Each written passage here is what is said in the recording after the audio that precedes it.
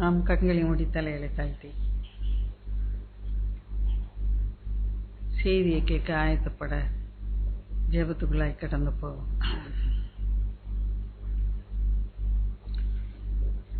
பதிலுண்டா பதிலுண்டா, ஜெபித்த உனக்கு பதிலுண்டா, பதில் வாரா ஜெபம் உண்டானால் பதராதே பதில் உண்டுனக்கு.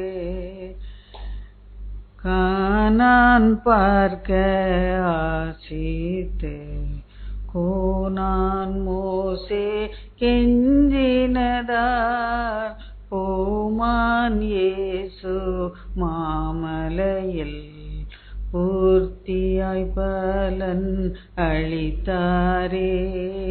பதிலுண்டா பதிலுண்டா, ஜெபித்த உனக்கு பதிலுண்டா, பதில் வாரா ஜெபம் உண்டானால் பதராதே பதில் உண்டுனக்கு, பதராதே பதில் உண்டுனக்கு.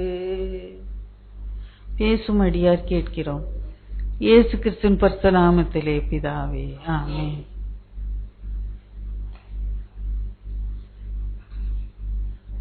மத்தேயு 7:7 இவ்விதமாய் சொல்லுகிறது, கேளுங்கள் அப்பொழுது உங்களுக்கு கொடுக்கப்படும், தேடுங்கள் அப்பொழுது கண்டடைவீர்கள், தட்டுங்கள் அப்பொழுது உங்களுக்கு திறக்கப்படும் என்று சொல்லி சொல்லப்பட்டிருக்கு. கேளுங்கள் உங்களுக்கு கொடுக்கப்படும் என்று சொல்லி சொல்லப்படல, கேளுங்கள் அப்பொழுது உங்களுக்கு கொடுக்கப்படும்.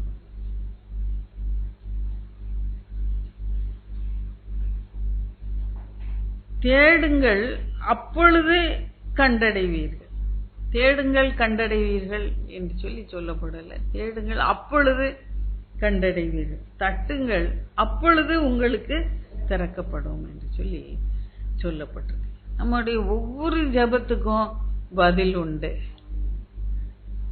பதில் இல்லை என்று சொல்லி ஜெபித்தேன் பதில் கிடைக்கல என்று சொல்லி சொல்லவே முடியாது. ஒரு நேரம் ஜெபிக்கும் போது உடனடியாக நமக்கு பதில் கிடைக்குது. மத்தேயு 14:30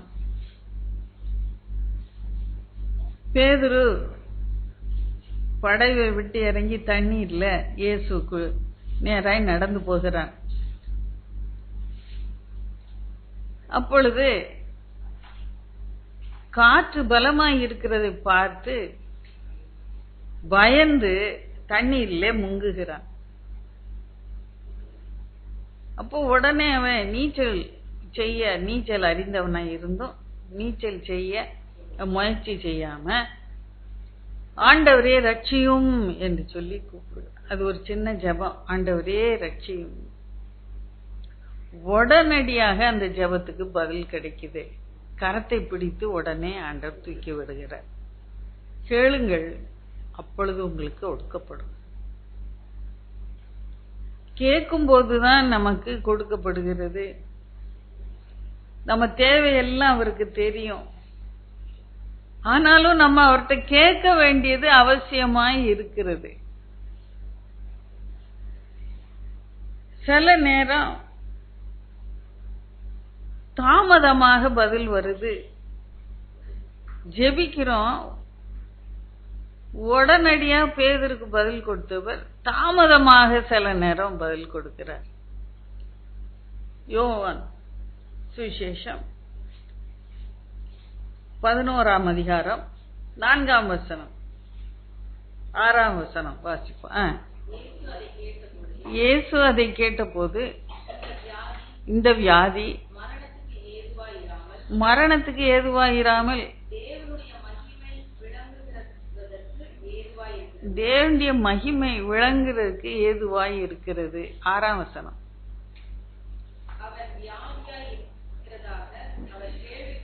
அவன் லாசரு வியாதியாய் இருக்கிறதை கேள்விப்பட்டவுடன் தாம் இருந்த இடத்திலே பின்னும் 2 நாள் தங்கி. லாசர் வியாதியா இருக்கிறான் என்று சொல்லி சொல்லி அனுப்புறாங்க.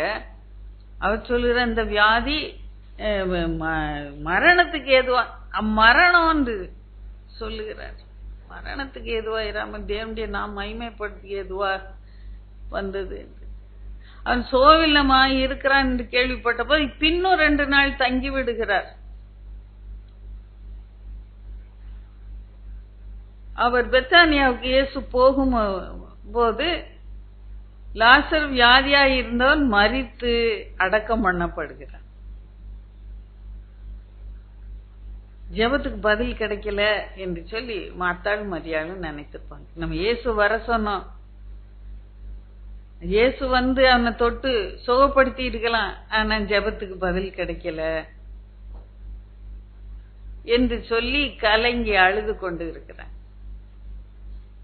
மரித்து 4 நாள் ஆன உடனே இயேசு அங்கே போய் அவனை உயிரோட எழுப்புகிறார்.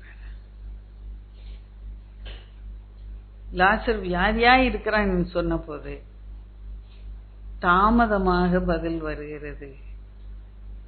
ஆனா பதில் உண்டு, ஜெபத்துக்கு பதில் உண்டு. தாமதமானாலும் பதில் உண்டு, அதுக்கு காத்திரு. நீ ஜெபித்த ஜெபம் வீணாய் போகாது. சில நேரம் மாறுதலாய் பதில் கிடைக்குது. 2 கொரிந்தியர் 12ஆம் அதிகாரம் 9ஆம் வசனம் இவ்விதமாய் சொல்லுகிறது. வாசிப்போம். 12:9.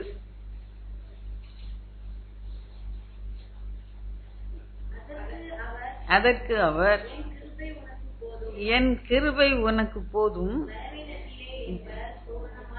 பலவீனத்திலே என் பலன் பூரணமாய் விளங்கும் என்றார்.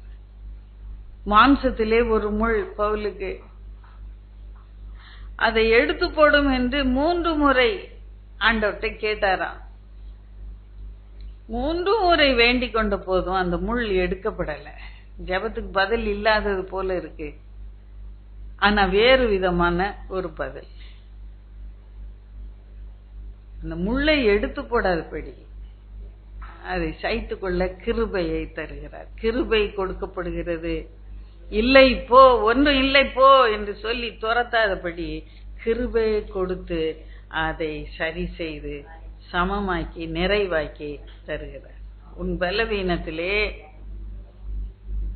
பலவீனம் இருக்கிறது பவுல் சரீரத்திலே, கர்த்தருடைய வல்லமை கிருபை இறங்கி அதை மூடி போடுகிறது. அந்த பலவீனம் தெரியாதபடி நிரப்பி போடுகிறது. அப்போ தேடுங்கள் கண்டடைவீர்கள், தட்டுங்கள் அப்பொழுது உங்களுக்கு திறக்கப்படும். ஒரு வீட்டுக்கு போய் வெளியே நின்னுட்டு அப்படியே நின்னுட்டே இருந்தா யாருக்கும் தெரியாது நீ வந்து நிற்கிறது. நீ தட்டும் போது அப்பொழுது உனக்கு திறக்கப்படும். யாரோ வந்திருக்காங்க என்று சொல்லி உள்ளே இருந்து திறப்பாரு. அப்போ கொஞ்ச நேரம் ஆகும்.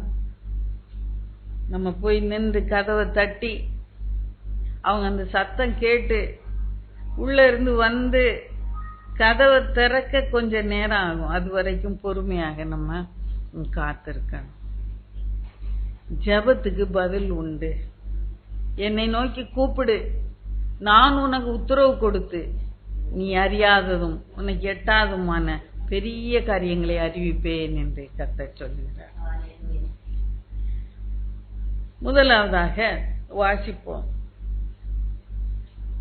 ஆதியாகமத்தின் புஸ்தகம் 42ஆம் அதிகாரம் 21ஆம் வசனம். 42ஆம் அதிகாரம் 21ஆம் வசனம்.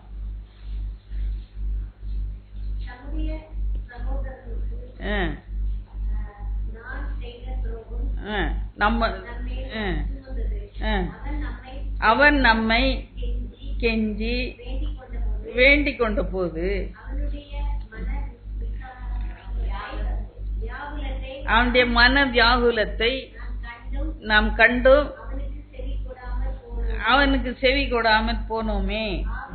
ஆகையால் இந்த ஆபத்து நமக்கு போதும், இந்த ஆபத்து நமக்கு நேரிட்டது. யோசேப்பை குழியிலே போடுகிற சம்பவத்தை இந்த இடத்துல பார்க்கிறோம். அவர் யோசேப்புக்கு முன்பதாக அதிகாரியாய் நிற்கிறான். அவன் முன்பாக இந்த சகோதரர்கள் தானியம் கொள்ள வந்து நிற்கிறார்கள், தானியம் வாங்கும்படியாக வந்து நிற்கிறார்கள். யோசேப்புக்கு இவர்களை அடையாளம் தெரிகிறது தன் சகோதரர் என்று. இந்த சகோதரருக்கு யோசேப்பு அடையாளம் தெரியல. ஏன்னா அவனை குழியில போட்டு அடிமையா வித்தோம், இவன் எப்படி இங்க வந்திருப்பான் என்று சொல்லி கொஞ்சம் கூட அவங்களால யோசனை பண்ணி பார்க்க முடியல. அப்போ அவர்கள் கடினமாய் நடத்தப்படுகிறான். அப்போ அவர்களுக்குள்ளே பேசிக்கொள்கிறார்கள். நம்முடைய சகோதரனை குழியிலே போடும்போது அவன் நம்மை கெஞ்சி வேண்டிக் கொண்டான். அவன் மன வியாகுலத்தை அறியாமற் போனோமே என்று சொல்லி அந்த குழியில போடும்போது அந்த அதிகாரத்திலே யோசேப்பு கெஞ்சி வேண்டிக் கொண்ட மாதிரி அழுது புலம்புன மாதிரி எழுதப்படல. இந்த இடத்துல எழுதப்பட்டிருக்கிறது. அந்த சகோதரர்கள் பேசிக்கொள்கிறார். கெஞ்சி நம்மை வேண்டிக் கொண்டான். இந்த குழியில என்ன போட்டாதீங்க, இந்த குழியில என்ன போடாதீங்க அண்ணே என்று சொல்லி கெஞ்சி வேண்டிக் கொண்டான். அவனுடைய மன வியாகுலத்தோடு கூப்பிடுகிறான். அவனுக்கு பதில் கொடுக்க யாரும் இல்லை. குழிக்குள்ள தூக்கி போடுறாங்க. சங்கீதம் 119 82ஆம் வசனம் வாசிப்போம். 119 82ஆம் வசனம் வாசிப்போம். எப்பொழுது என்னை தேற்றுவீர் என்று உம்முடைய வாக்கின் மேல் நோக்கமாய் என் கண்கள் பூத்து போகிறது. எப்பொழுது என்னை நீர் தேற்றுவீர், சங்கீதக்காரன் இங்கே சொல்லுகிறான்.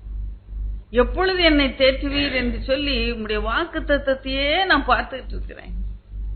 என் கண்கள் பூத்து போற அளவுக்கு நான் காத்துட்டு இருக்கிறேன். வாக்கு தத்தங்கள் ஒன்னும் என் வாழ்க்கையில நிறைவேறல, வாக்கு தத்தங்கள் ஒன்னும் இன்னும் நிறைவேற்றி கொடுக்கல என்று சொல்லி கண்ணெல்லாம் ஏங்கி ஏங்கி ஏங்கி கர்த்தரை நோக்கி பார்த்து பார்த்து பார்த்து வசனங்களே பார்த்து பார்த்து பார்த்து கண்ணெல்லாம் பூத்து போயிடுச்சு என்று சங்கீதக்காரன் சொல்லுகிறார். அப்படியாக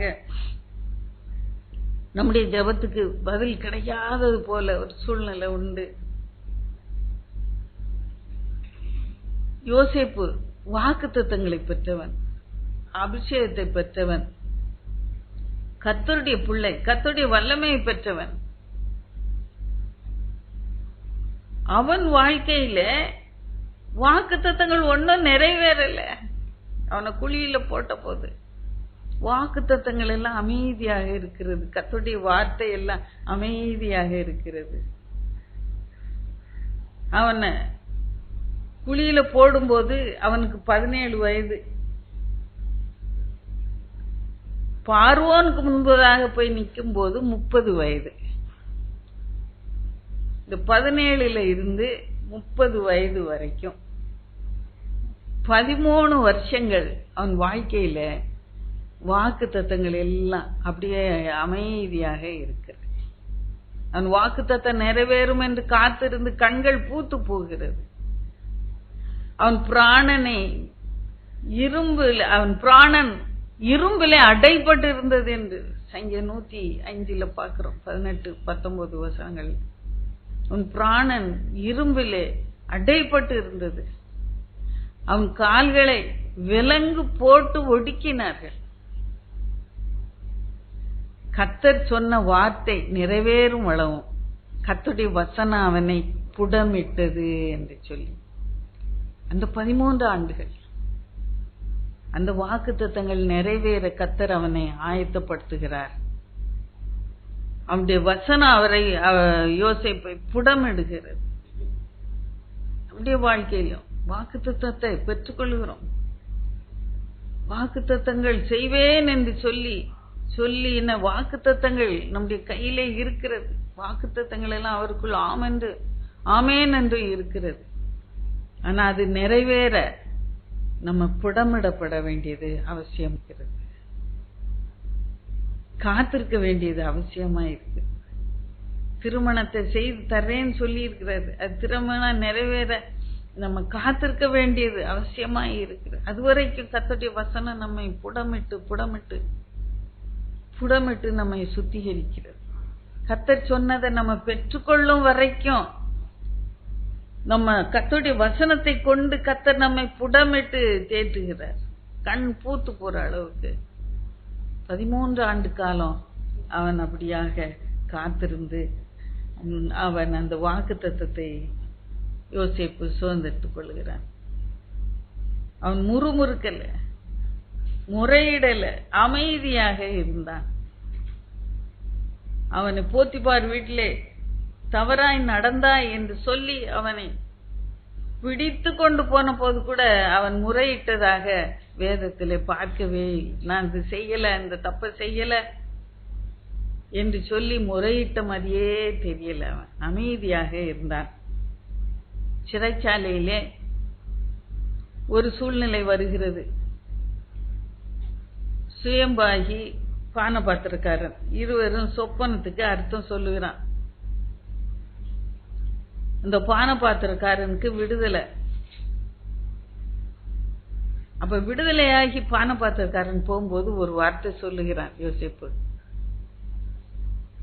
நீ உயர்ந்திருக்கும் போது என்னை நினைத்துக்கொள். நான் இந்த சிறைச்சாலையில வந்து இருக்கத்தக்க நான் எந்த தவறும் செய்யல, என்னை விடுதலை பண்ண நீ அங்கே பார்வோன்ட்ட சொல்லு என்று சொல்லி சொல்லி அனுப்புகிறான். பரிதாபமான ஒரு சூழ்நிலை. பானபாத்திரக்காரன் போய் பார்வோன்ட்ட சொல்லுவான்னு நினைச்சு அத சொல்லி அனுப்புறான். ஆனா பானபாத்திரக்காரன் மறந்து விட்டான். யோசேப்பு என்று ஒரு சகோதரன் இருக்கிறான். அவன் ஒரு தப்பும் செய்யல. அவனை சிறைச்சாலையில் வச்சிருக்காங்க, அவனை விடுதலை பண்ணுங்க என்று சொல்ல யோசேப்பை மறந்து போனான். நான் நினைத்தேன், கர்த்தர் தற்செயலாய் ஒன்றும் நடத்துவதில்லை. யோசேப்ப மறந்ததும் நல்லதுக்கு தான் என்று சொல்லி நினைத்து கொண்டேன். இவன் பானபாத்திரக்காரன் போய் உடனே பார்வன்ட்ட சொல்லி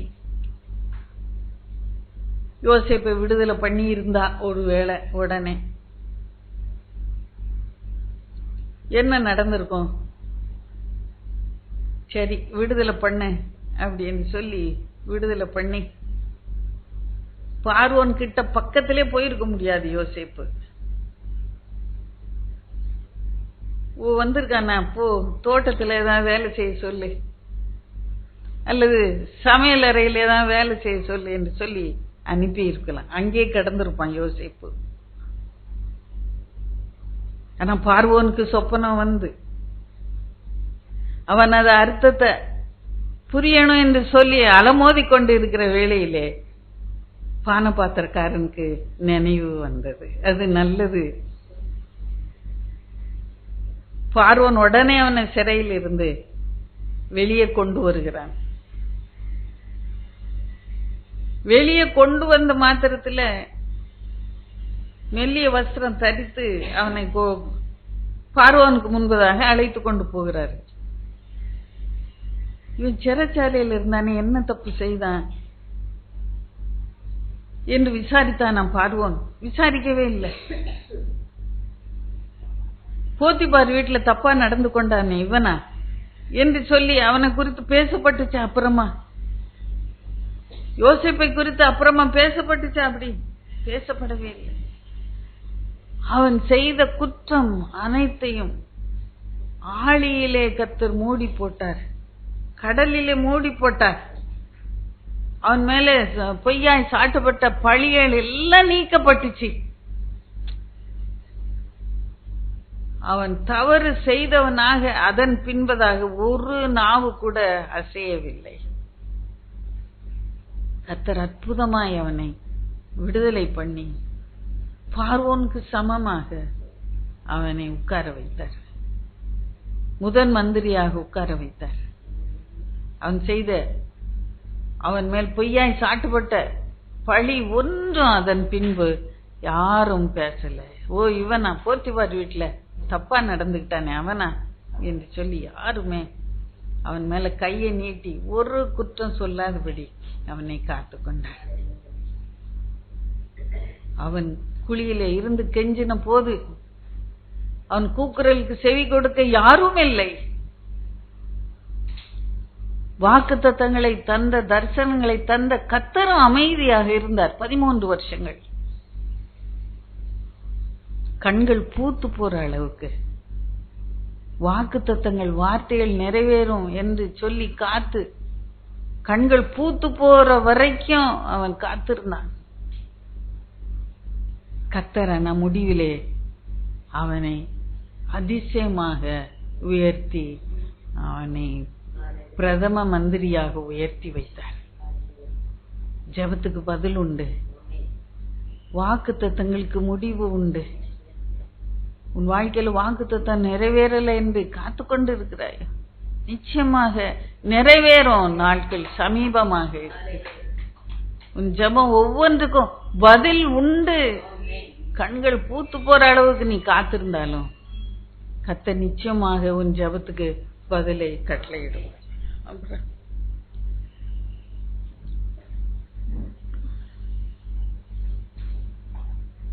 இரண்டாவதாக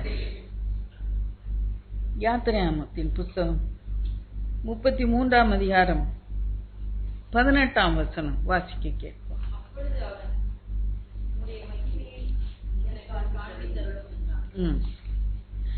இங்கே பார்க்கிறோம், மோசே கர்த்தர்ட்ட ஒரு சின்ன ஜெபத்தை செய்கிறார். உம்முடைய மகிமையை எனக்கு காண்பித்தருளும் என்று சொல்லி ஒரு ஜெபத்தை செய்கிறார்.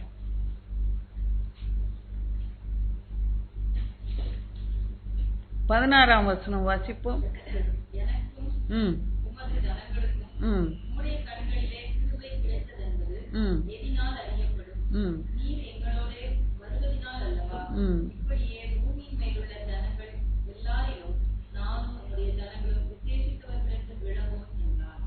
நானும் உடைய ஜனங்களும் விசேஷித்தவர்களா இருக்கணும். அதுக்கு கர்த்தர் எங்களோட வரணும், உங்களுடைய மகிமை எங்களோட இருக்கணும் என்று சொல்லி ஜெபிக்கிறார். அவர் விக்கிரகங்களை செய்து ஆராதனை செய்து கொண்டிருந்த பார்த்து கோபத்துல ஆண்டவர், நான் உங்களோட வரமாட்டேன் என்று சொல்லி இந்த ஜனங்களை வெறுத்து விட்டேன் என்று சொல்லி, இந்த ஜனங்களை அழித்து விடுகிறேன் என்று சொல்லி, நான் உன்னை பெரிய ஜாதியாக்குவேன் என்று சொல்லி கொண்டு இருக்கிறார். அந்த கட்டத்துல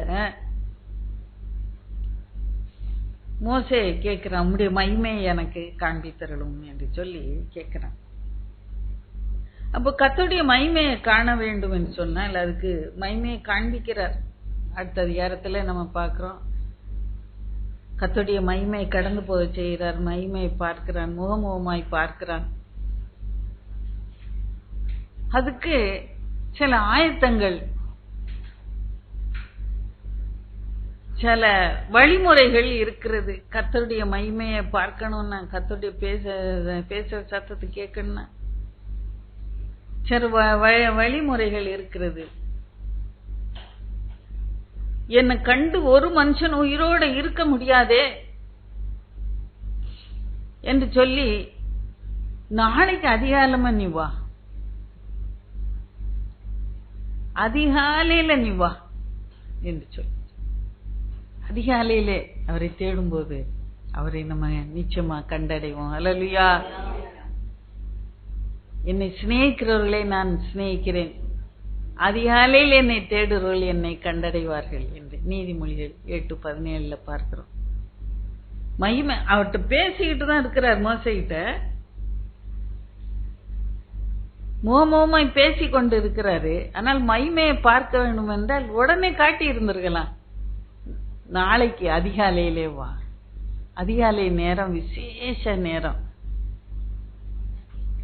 அதிகாலையில கர்த்தரை தேடும்போது அவருடைய மகிமையை நம்மால காண முடியும், அவரை கண்டு கொள்ள முடியும், அவர் சத்தத்தை கேட்க முடியும்.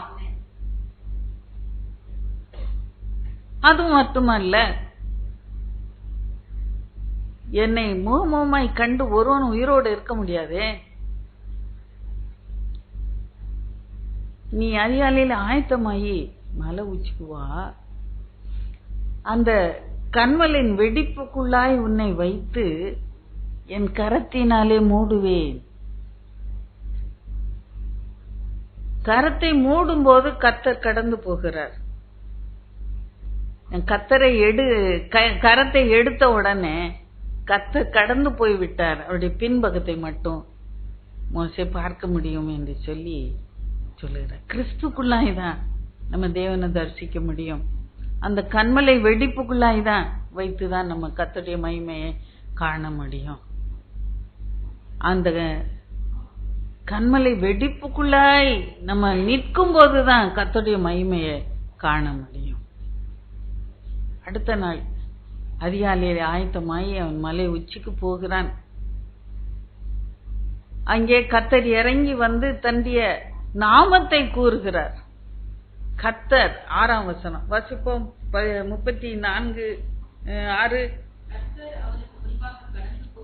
கர்த்தர் அவன் முன்பாக கடந்து போகிற போது அவர் கர்த்தர் இரக்கமும் கிருபையும் நீடிய சாந்தமும் மகாதயம் சத்தியமுள்ள தேவன், 1000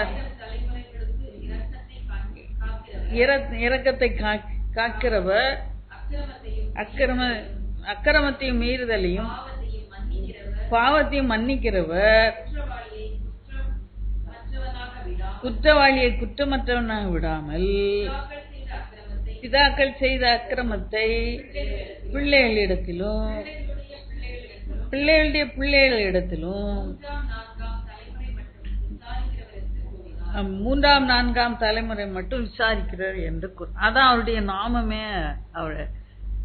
அவர் சொல்லுகிறார்.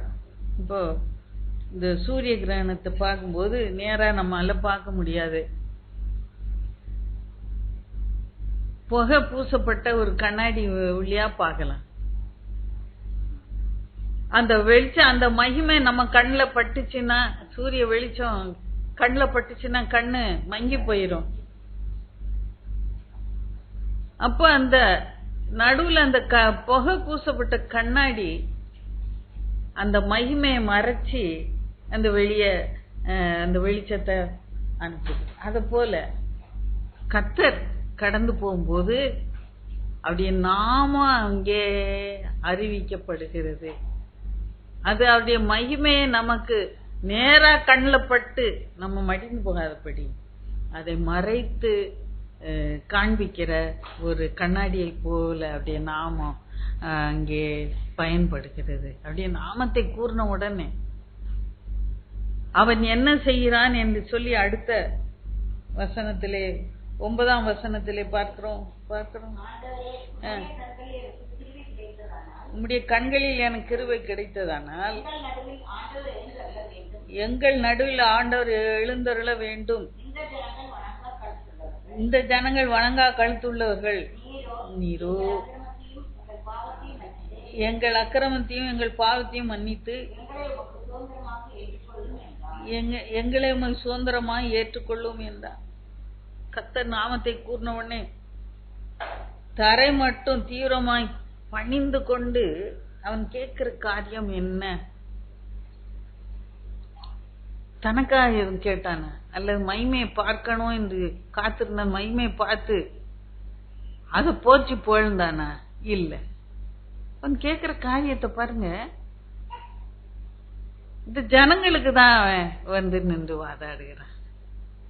இந்த ஜனங்களை புறக்கணிச்சு தள்ளிடாதீங்க, எங்களோட வந்து பிரயாணத்துல கலந்து கொள்ளுங்க, எங்களோட வாங்க என்று சொல்லி அதை தான் கேட்கிறான். என்ன ஒரு ஆச்சரியமான ஒரு காரியம். தனக்காக ஒன்று கேட்கல, மகிமையை பார்த்து பூரித்து மகிழ்ந்து அவன் ஆனந்திக்கல, உடனே ஜனங்களுக்காக தான் மன்றாடுகிறான். கர்த்தருடைய மகிமையின் பிரசன்னத்துல கர்த்தருடைய பிரசன்னத்தை உறுதிப்படுத்தி கொண்டு எங்களோட நீங்க வரணும் என்று சொல்லி அவன் முதல்ல எதை கேட்டானோ, எங்களோட நீங்க வரலன்னா எங்களை இந்த இடத்த வந்துட்டு எடுத்துக்கொண்டு போகாதிருங்க என்று சொல்லி கெஞ்சின மாதிரியே இங்கே கெஞ்சுகிறத பார்க்கிறோம். அந்த 9ஆம் வசனம் திரும்ப வாசிக்கிறேன். அதை தான் அவன் கேட்கிறான். ஆண்டவரே, உம்முடைய கண்களில் எனக்கு கிருபை கிடைத்ததானால் எங்கள் நடுவில் ஆண்டவர் எழுந்தருள வேண்டும். இந்த ஜனங்கள் வணங்கா கழுத்துள்ளவர்கள். நீரோ எங்கள் அக்கிரமத்தையும் எங்கள் பாவத்தையும் மன்னித்து எங்களை உமக்கு சுதந்திரமாக ஏற்றுக்கொள்ளும் என்று சொல்லி அந்த ஜனங்களுக்காக தான் மன்றாடுகிறத பார்க்கிறோம். என்ன ஒரு ஆச்சரியமான ஒரு காரியம். அந்த உடனே கர்த்தர் கேட்டு அந்த ஜெபத்துக்கு பதிலை கொடுக்கிறார். மகிமையை காண்பியும் என்று கெஞ்சின மோசேக்கு மகிமையை காண்பித்து இந்த ஜனங்களை அந்த வழி நடத்த வல்லமையை மோசே ஆண்டவருடைய கரத்திலிருந்து பெற்றுக்கொள்கிறார். எங்களோட நீ வரணும் என்று சொல்லி அந்த செய்தியை அவன் அந்த காரியத்தை உறுதிப்படுத்தி கொண்டு கேட்கிறான் என்று சொல்லி பார்க்கிறான். அவன் மகிமையை காண்பியும் என்று சொன்ன உடனே மகிமையை காண்பித்தார். அவன் ஜெபத்துக்கு பதில் கிடைச்சது. ஒத்தன் உயிரோட இருக்க முடியாது. ஆனா மோசே அவன் மகிமையை கண்டு உயிரோட இருக்கிற கிருபையை கர்த்தர் தந்தார். அப்புறமா பார்க்கிறோம் மோசேயை குறித்து இன்னொரு சம்பவம். உபாகமம் 3ஆம் அதிகாரம் 25ஆம் வசனம் வாசிப்போம். மோசே கேட்டும் செய்யாத ஒரு காரியம் ஆண்டவர் செய்யல. 3ஆம் அதிகாரம் 25ஆம் வசனம். நான் கடந்து போய் மோசே கேக்குறான் ஆண்டவர்கிட்ட, நான் கடந்து போய் யோர்தான் அப்புறத்துக்கு அந்த நல்ல தேசத்தையும் அந்த நல்ல மலையையும் லீபனோனையும் பார்க்கும்படி உத்தரவு கொடுத்தலும் என்று வேண்டிக் கொண்டேன். அடுத்த வசனம். கர்த்தரோ உங்கள் என் மேல் கோபம் கொண்டு எனக்கு செவி கொடாமல் என்னை நோக்கி போதும், இனி இந்த காரியத்தை என்னோட கூட பேச வேண்டாம், போதும், எனக்கு செவி கொடாமல். 26ஆம் வசனத்துல பார்த்து எனக்கு செவி கொடாமல். மோசே மகிமையை காண்பித்தரலும் என்று கேட்டபோது மகிமையை காண்பித்தார். இந்த இடத்துல பாக்குறோம், நான் அந்த யோர்தானை கடந்து அந்த நல்ல தேசத்துக்கு போகணும் ஆண்டவரே என்று கேட்கும்போது இனிமேல இதை குறித்து பேச வேண்டாம், ஆண்டவர் எனக்கு செவி கொடுக்கல. ஏன் ஆண்டவர் செவி கொடுக்கல? ஏன் ஆண்டவர் மோசேக்கு செவி கொடுக்கல? மகிமையை காண்பித்தாரு. செவி கொடுத்து மகிமையை காண்பியும் என்று கெஞ்சின போது மகிமையை காண்பித்தார். எண்ணாகமத்தின் புஸ்தகம் 20ஆம் அதிகாரத்துல பார்க்கிறோம். ஜனங்கள் தண்ணீர் குடிக்க கேட்கிறாங்க.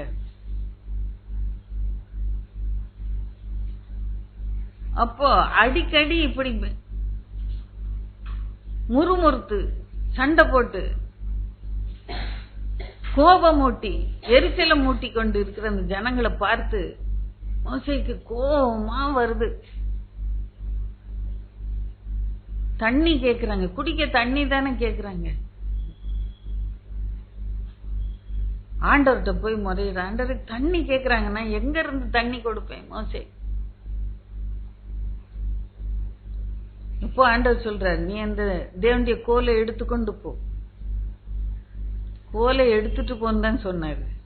ஆனா கண்மலையிட்ட போய் பேசுன்னு சொன்னாரு.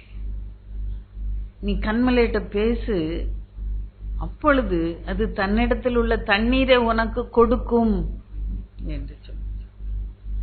ஆனா மோசேயும் ஆரோனும் என்ன பண்றாங்கன்னு சொல்லி பார்க்க. எண்ணாகம புஸ்தகம் 20ஆம் அதிகாரம் 12ஆம் வசனம். தன் கையை ஓங்கி கண்மலை ஓங்கி 2 தரம் தன் கோலினால் 2 தரம் அடித்தார்.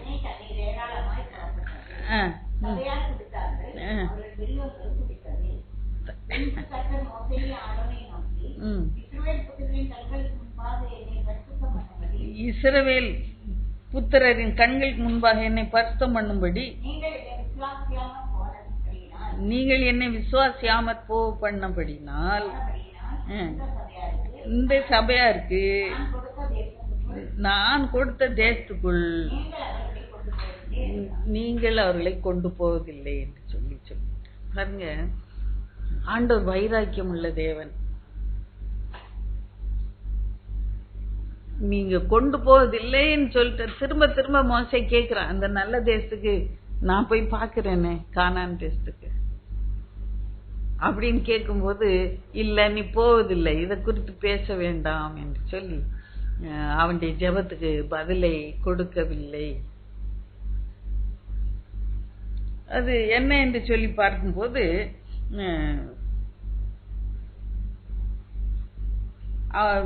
12ஆம் வசனம் 20:12 என்னாமோ, இஸ்ரவேல் புத்திரன் கண்களுக்கு முன்பாக என்னை பரிசுத்தம் பண்ணும்படி நீங்கள் என்னை விசுவாசியாமற் போனபடி.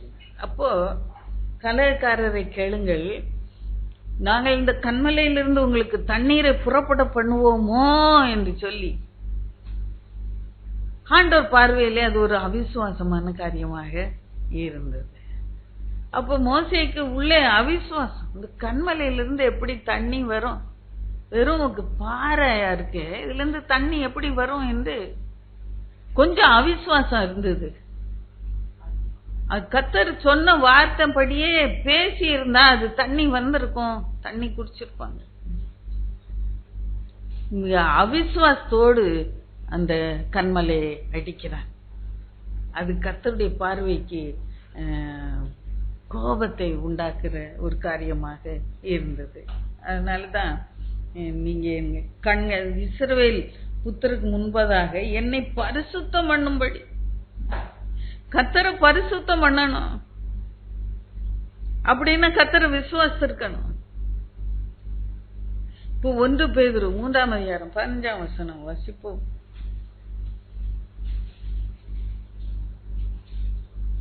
1 பேதுரு 3:15. கர்த்தராகிய தேவனே உங்க இருதயங்களில் பரிசுத்தம் பண்ணுங்க. அப்ப இருதயத்துல விசுவாசம் இல்லாம அவன் அந்த பேசி கண்மலையிட்ட பேசாம ஓங்கி அடித்தது பாவமாக, பரிசுத்தம் பண்ணாத ஒரு காரியமாக, இஸ்ரவேல் ஜனங்களுக்கு முன்பதாக ஒரு பரிசுத்த குலைச்சலான ஒரு காரியமாக இருந்தது. வாசிங்க. உங்களில் இருக்கிற நம்பிக்கை, உங்களிடத்தில் விசாரித்து கேட்கிற யாவருக்கும் சாந்தத்தோடும் வணக்கத்தோடும் எப்பொழுதும் ஆயத்தமாயிருங்க. இங்க சாந்தத்தோடு வணக்கத்தோடு உத்தரவு சொன்னாங்களா? கலகக்காரரை கேளுங்கள் என்று சொல்லி, இந்த கன்மலையிலிருந்து நான் உங்களுக்கு தண்ணீரை புறப்பட பண்ணுவோமோ என்று சொல்லி கோபத்துல எரிச்சல்ல அத மலையை அடித்தான். அது கர்த்தருக்கு முன்பதாக ஒரு பரிசுத்த குலைச்சலான ஒரு காரியமாக போய்விட்டு ஜனங்கள் எல்லாம் பார்த்து கொண்டு இருக்கிறாங்க. கண்களுக்கு முன்பதாக என்னை நீ பரிசுத்தம் பண்ணல என்று சொல்லி கர்த்தர் சொல்கிற, சாந்தத்தோடும் வணக்கத்தோடும் உத்தரவு சொல்ல எப்பொழுதும் ஆயத்தமா இருங்க. உங்ககிட்ட யாரும் பேசினாங்கன்னா, யாரும் உங்ககிட்ட விசாரிச்சாங்கன்னா, யாரும் உங்ககிட்ட கேள்வி கேட்டாங்கன்னா நீங்க எப்படி பதில் சொல்லணும்? கோபத்தோட எரிச்சலோடைய பதில் சொல்லணும். சாந்தத்தோடும் வணக்கத்தோடும் உத்தரவு சொல்ல எப்பொழுதும் ஆயத்தமா இருங்கள் என்று சொல்லி சொல்லுகிறார். அதனால மோசே மகிமையை காண்பித்தவர்கள் என்று கேட்டபோது மகிமையை காண்பித்தவர். இந்த விஷயத்துல கர்த்தர் பரிசுத்தம் பண்ணாதபடியினால அவர்களை கர்த்தர் புறக்கணித்தார். அவனுடைய ஜெபத்துக்கு பதிலை கொடுக்காதபடி புறக்கணித்தார் என்று சொல்லி பார்க்கிறோம். ஆனாலும் மத்தேயு 17ஆம் அதிகாரத்தில் பார்க்கும்போது 3ஆம் 4ஆம் வசனம் வாசிப்போம். மோசேயும் எலியாவும் அவரோடு பேசுகிறவராட காணப்பட்டார்கள். பேதுரு இயேசுவை நோக்கி, ஆண்டவரே, நாம் இங்கே இருக்கிறது நல்லது. உமக்கு சித்தமானால் இங்கே உமக்கு ஒரு கூடாரமும், மோசேக்கு ஒரு கூடாரமும், எலியாவுக்கு ஒரு கூடாரமும், 3 கூடாரங்களை போடுவோம். மோசே அவன் ஜீவனோடு இருக்கும்போது கானானுக்குள்ள அவனை வரவிடாம ஆண்டவர் தடுத்து நிறுத்திட்டாரு. ஆனாலும் அந்த மறுரூப மலையில மோசே இயேசுவோடு கூட பேசிக்கொண்டு இருக்கிறத நம்ம பார்க்கிறோம். அவனுக்கு நித்தியத்திலே அவன் போன உடனே அவனுக்கு ஒரு கிருபையை இறங்கி அவன் ஜெபத்துக்கு பதில் கொடுக்கிற வண்ணமா, நான் அந்த நல்ல தேசத்தை நான் போய் பார்க்கட்டுமே, அந்த நல்ல மலையை நான் போய் பார்க்கட்டுமே, இந்த நதியை கடந்து போகட்டுமே என்று சொல்லி கேட்ட அவனுக்கு அவன் ஜெபத்துக்கு பதிலை கொடுத்தார். நித்தியத்தில் இருக்கும்போது அவனை அங்கே மறுரூப மலையிலே இயேசு தன்னோடு வரவழைத்து அவனோட பேசி அவனை கனப்படுத்தின. அவன் ஜெபத்துக்கு பதில் கொடுத்தார். கானானுக்கு போய் பார்க்கணும்னு கேட்டவனுக்கு கானானுக்கு போய் பார்க்க அவனுக்கு அனுமதி கொடுத்தார். நம்ம ஜெபத்துக்கு பதில் உண்டு. வேறு விதத்துல நமக்கு பதில் கொடுக்கலாம். அவர் இஷ்டமான நேரத்துல, சித்தமான நேரத்துல நமக்கு பதில் கொடுக்கலாம். அடுத்தபடியாக பார்க்கும்போது உபாகமம் 1:45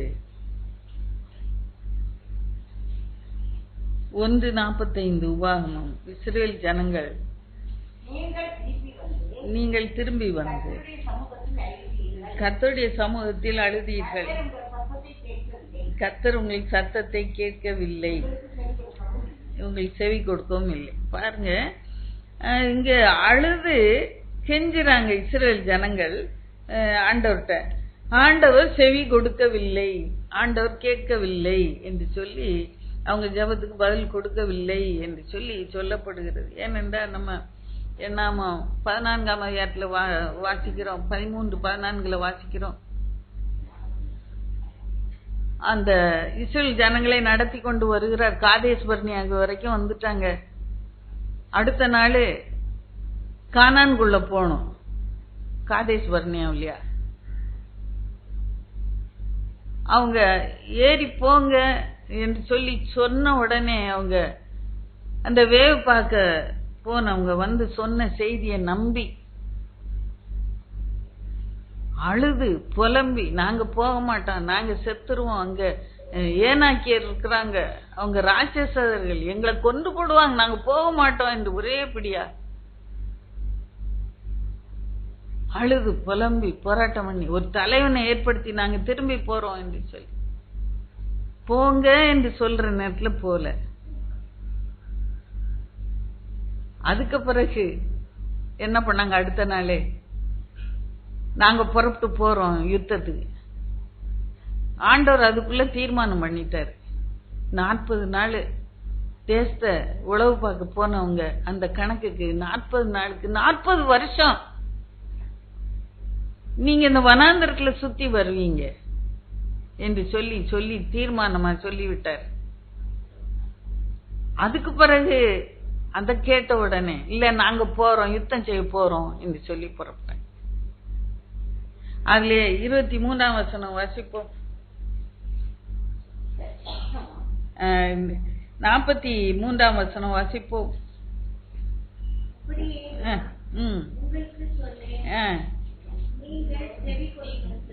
நீங்களோ செவி கொடாமல் கர்த்தருடைய கட்டளைக்கு விரோதமாக துணிந்து மலையின் மேல் ஏறினீர்கள். அப்புறம் வாசிங்க. அந்த மலையிலே குடியிருந்த எமோரியர் உங்களை எதிர்க்கும்படி புறப்பட்டு வந்து தேனீக்கள் துரத்துறது போல உங்களை துரத்தி முறியடித்தார்கள். முறியடித்துட்டாங்க. அப்போ ஆண்டவர் சொன்ன நேரத்துக்கு அவங்க போல, போ வேண்டான்னு சொன்ன பிறகு ஏறி போனாங்க, முறியடிக்கப்பட்டார்கள். அவர் சொன்ன சத்தத்துக்கு கீழ்ப்படியல. கீழ்ப்படியாம இருக்கும்போது நம்முடைய ஜெபத்துக்கு பதில் கிடைக்காது. அழுது புலம்புனாங்க, இல்ல என்று சொன்னவர் தன்னுடைய தீர்மானத்தை மாற்றிக்கொள்ளவே இல்லை. கீழ்ப்படியாமை நம்முடைய வாழ்க்கையில இருக்கும்போது நம்முடைய ஜெபத்துக்கு பதிலே கிடைக்காது. நாம் எதையாயிலும் தேவனுடைய சித்தத்தின்படி கேட்டார், அவர் நமக்கு செவி கொடுக்கிறார் என்பதே நாம் அவரை பற்றி கொண்டிருக்கிற தைரியம் என்று சொல்லி 1 யோவான் 5ஆம் அதிகாரம் 14ஆம் வசனம் சொல்லுது. 1 யோவான் 5:14 விதமாக எதையாவது அவருடைய சித்தத்தின்படி கேட்டார், அவர் நமக்கு செவி கொடுக்கிறார். அப்படி சித்தத்தின்படி கேட்டால் செவி கொடுக்கிறார். சித்தத்தின்படி அல்லாம கேட்கும்போது, கீழ்ப்படியாமையில இருந்து கொண்டு கேட்கும்போது அவர் செவி கொடுப்பதில்லை. யாக்கோபு நிருபம் 4ஆம் அதிகாரம் 2ஆம் வசனம் வாசிப்போம். யாக்கோபு நிருபம் 4ஆம் அதிகாரம் 2ஆம் வசனம். நீங்கள் இச்சித்தும் உங்களுக்கு கிடைக்கவில்லை, இச்சிக்கிறோம் கிடைக்கல, கொலை செய்தோம், பொறாமை உள்ளவர்களா இருந்தோம், அது கிடைக்கல நமக்கு. சண்டையும் யுத்தமும் பண்ணியும் நீங்கள் விண்ணப்பம் பண்ணாமல் இருக்கிறதுனாலே உங்களுக்கு சித்திக்கிறது இல்லை. நீங்கள் விண்ணப்பம் பண்ணியும் உங்கள் இச்சைகளை நிறைவேற்றும்படி செலவழிக்க வேண்டும் என்று தகாத விதமாய் விண்ணப்பம் பண்ணுகிறபடி பெற்றுக்கொள்ளாமல் இன்னும் இருக்கிறீர்கள். தேவனுடைய சித்தத்தின்படி நம்ம வேண்டுதல் செய்யும் போது அவர் நமக்கு செவி கொடுக்கிறார் என்பதே நாம் அவரை பற்றி கொண்டு இருக்கிற தைரியம். கீழ்ப்படிதல் நம்முடைய வாழ்க்கையில அவசியமாக இருக்கிறது. இந்த ஜனங்கள் கீழ்ப்படியாம கர்த்தருடைய சத்தத்துக்கு முதல்ல போங்கன்னு சொல்லும்போது கீழ்ப்படியாம இருந்துட்டு, அதுக்கு பிறகு போகாதீங்கன்னு சொன்ன பிறகு அப்பவும் கீழ்ப்படியாம போனாங்க. கீழ்ப்படியாம ரெட்டித்தது நம்ம வாழ்க்கை. போன்னு சொல்லும் போது போல அது ஒரு கீழ்ப்படியாம, போகாதீங்கன்னு சொல்ல போ அப்பவும் கீழ்ப்படியல போனாங்க. கீழ்ப்படியாம அவங்க வாழ்க்கையில ஆசீர்வாதத்தை தடை செய்து தாமதமாக்கி போட்டது. 40 வருஷம் அந்த வனாந்தத்துல சுற்றி திருந்தாங்க. கடைசியாக எபிரேயர் 12ஆம் அதிகாரம் 17ஆம் வசனம். 12ஆம் அதிகாரம் 17ஆம் வசனம் வாசிப்போம்.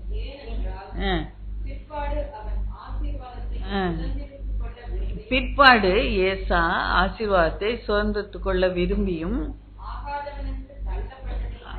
ஆகாதவன் என்று தள்ளப்பட்டதை அறிவீர்கள். அவன் கண்ணீர் விட்டு கவலையோட தேடியும் மனம் மாறுதலை காணாமற் போனான். ஏசா அவனுக்கு கிடைத்த நல்ல தருணத்தை இழந்து போனான். ஆசீர்வாதத்தை பெற்றுக்கொள்ளும்படியாக எனக்கு தானே ஆசீர்வாதம், எங்க போகும் இந்த ஆசீர்வாதம் என்று சொல்லி அவனா வனத்துல எல்லாம் போய் சுத்தி அடிச்சு சமைச்சு கொண்டறதுக்குள்ள இங்க ஆசீர்வாதத்தை யாக்கோபு ஏமாத்தி வாங்கிட்டு போயிட்டார். ஆதியாகமத்தின் புஸ்தகம் 27ஆம் அதிகாரத்துல பார்க்கும்போது அதை நாம் பார்க்கிறோம். அவன் எனக்கு தானே இருக்கும், எங்க போகும், எங்க அப்பா என்ன ஆசீர்வதிக்காம யார ஆசீர்வதிக்க போறாரு அப்படின்னு சொல்லி துணிச்சலாக அவன் போகிறான். பாருங்க 31ஆம் வசனம். உங்களுடைய ஆத்துமா என்னை ஆசீர்வதிக்கும்படி என் தகப்பனார் எழுந்திருந்து குமாரனாய் நான் வேட்டையாடி கொண்டு வந்ததை புசிப்பாராக, என் ஆசீர்வதியும் என்று சொல்லி கேட்கிறான். 34ஆம் வசனம்.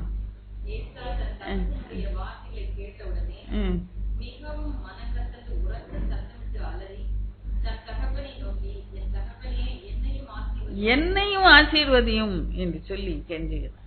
ஆசீர்வாதத்தை கண்ணீரோடு கவலையோட தேடியும் கிடைக்கல என்று சொல்லி அப்புறமா 36ஆம் வசனம் கடைசி பகுதி.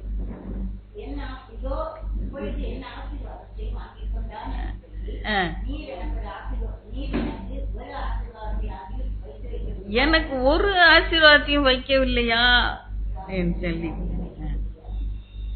அப்புறம் 38ஆம் வசனம்,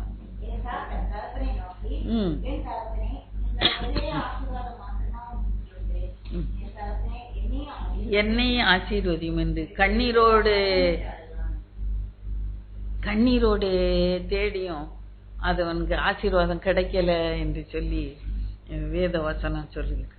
ஒரு தகப்பன்ட்ட, ஒரு மனுஷன்கிட்ட அழுதான், ஒரு ஆசீர்வாதம் தான் உன்கிட்ட உண்டா? உடனே அப்புறமா அவன் யோசித்து கஷ்டப்பட்டு யோசித்து ஒரு ஆசீர்வாதத்தை அவன் கூறுகிறான். என்னையும் ஆசீர்வதியும், உன் வாசஸ்தலம் பூமியின் சாரத்தோடும் உயர வானத்திலிருந்து இறங்கும் பனியோடும் இருக்கும். பட்டயத்தினாலே நீ பிழைத்து உன் சகோதரனை செய்ப்பாய். நீ மேற்கொள்ளும் காலம் வரும்போதோ உன் கழுத்தில் இருக்கிற அவனுடைய நுகத்தடியை முறித்து போடுவாய் என்று சொல்லி அவனை ஆசீர்வதிக்கிறான். என் தகப்பன் ஆசீர்வதியும் கெஞ்சவனும் போது கடைசியில ஒரு ஆசீர்வாதத்தை அவன் பெற்றுக்கொள்கிறான். அதே போல நம்ம உள்ள தருணங்களை இழந்திருந்தா கூட கர்த்தர்ட்ட கெஞ்சும் போது நம்ம ஆசீர்வதிக்கிற தேவனாய் இருக்கிறார். ஒரு மனுஷங்கிட்ட போய் அவன் அழுகிறான், நம்ம தேவன்கிட்ட கெஞ்சும் போது இந்த ஒரு ஆசீர்வாதம் மட்டும் உண்டா அப்படின்னு கெஞ்சும் போது நம்மையும் அவர் ஆசீர்வதிக்க வல்லவராயிருக்கிறார். நம்முடைய ஜெபத்துக்கு பதில் கொடுக்கிற தேவனாய் இருக்கிறார். நம்முடைய என்ன ஆசீர்வதியும் என்று சொல்லி கெஞ்சும் போது நம்ம ஆசீர்வதிக்கிற நல்ல தேவனாய் இருக்கிறார். ஏசாயா 64:25 வசனம் விதமாய் சொல்லுகிறது, பேசும்போதே நான் கேட்பேன், நீ கூப்பிடும் முன்பதாக உனக்கு உத்தரவு கொடுப்பேன். அது வாசிப்போம். 64:25 65-24. அப்பொழுது அவர்கள் கூப்பிடுகிறதுக்கு முன்னே நான் மறு உத்தரவு கொடுப்பேன், பேசும்போதே கேட்பேன். இந்த வசனத்தோடு, ஆசீர்வாதமான வசனத்தோடு நான் இந்த பிரசங்கத்தை முடிக்க விரும்புகிறேன். பேசும்போதே கேட்பேன். நீ ஜெபிக்கும் போதே அவர் கேட்கிற தேவனா இது. கூப்பிடும் முன்பதாக உனக்கு உத்தரவு கொடுப்பேன். நிச்சயமா நம்முடைய ஜெபத்துக்கு பதில் உண்டு. ஒவ்வொரு ஜெபத்துக்கும் பதில் உண்டு. அதனால சோர்ந்து போக வேண்டாம். பேசும்போதே கேட்கிற தேவன் ஆண்டவர், வல்லமுடைய ஆண்டவர் நம்மிடம் உண்டு. ஹல்லேலூயா, ஆமென்.